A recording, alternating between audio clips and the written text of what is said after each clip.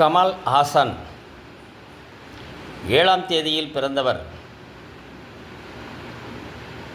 7ஆம் தேதியில் பிறந்தவர்களுக்குரிய குணாதிசயங்கள் நான் ஏற்கனவே சொல்லியிருக்கின்றேன்.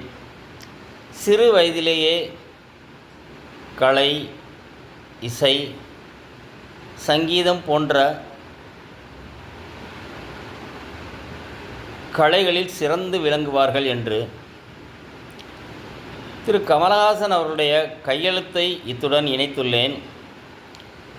அவருடைய கையெழுத்தின் ஆரம்பம் முதல் முடிவு வரை, அவருடைய இன்றைய 73 வயது வரை அதை ஒரு 8 பங்காக வகுத்து பார்த்தால், அவர் ஆரம்பத்திலிருந்து இன்று வரை எப்படி இருந்து கொண்டு இருக்கிறார், இனியும் எப்படி இருப்பார் என்பது அவருடைய கையெழுத்திலேயே கண்டுகொள்ளலாம்.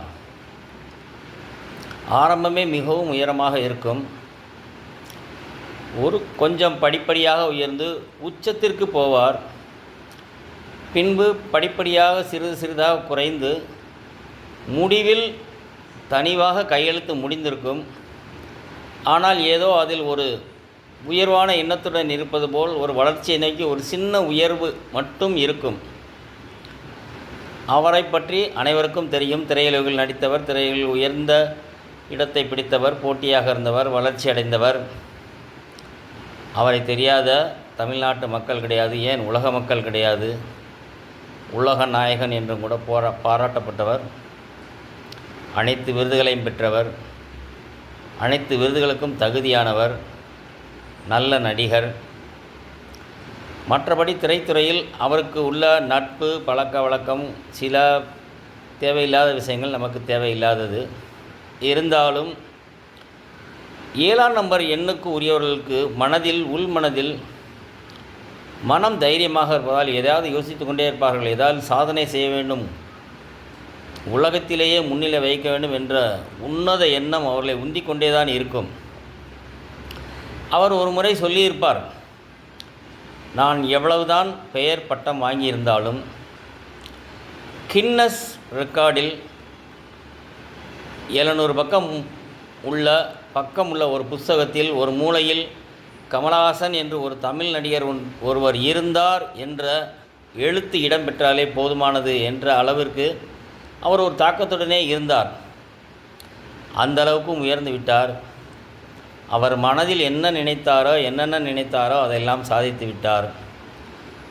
பிறகு தனியாக அரசியல் கட்சியும் ஆரம்பித்தார். சில பின்னடைவுகளையும் சந்தித்தார், சில முன்னேற்றமும் இருந்தது.